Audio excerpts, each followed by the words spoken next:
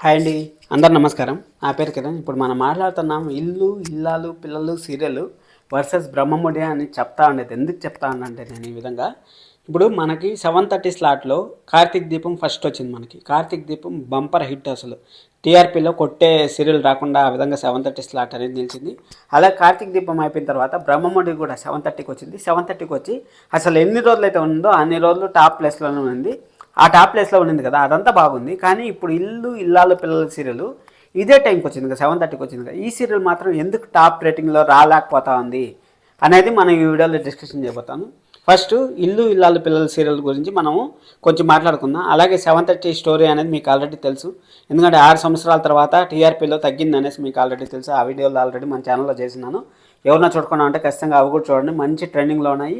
అలాగే ఎవరన్నా కొత్తగా చూస్తాడు మాత్రం ఖచ్చితంగా సబ్స్క్రైబ్ చేసుకొని లైక్ చేసి వీడియో చూడండి.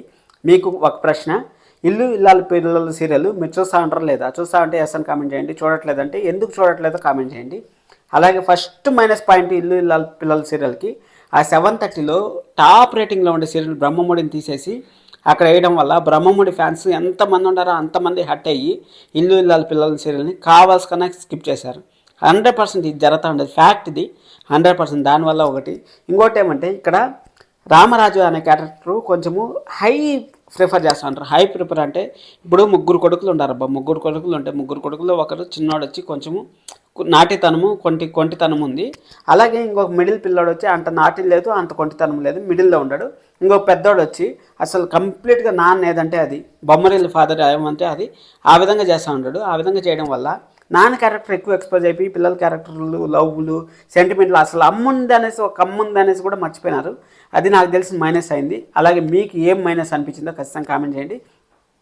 ఇప్పుడు 7:30 స్లాట్లో ఫస్ట్ వాళ్ళు మిస్టేక్ చేసింది వచ్చి అక్కడ మనకు టైం, మెయిన్ సీరియల్ని టైం చేంజ్ చేయడం మిస్టేక్ చేశారు. ఆ సీరియల్ టైం చేంజ్ చేయడం వల్ల సీరియల్ ఇంకా మంచి హైప్ వచ్చినా కానీ కష్టమవుతుంది.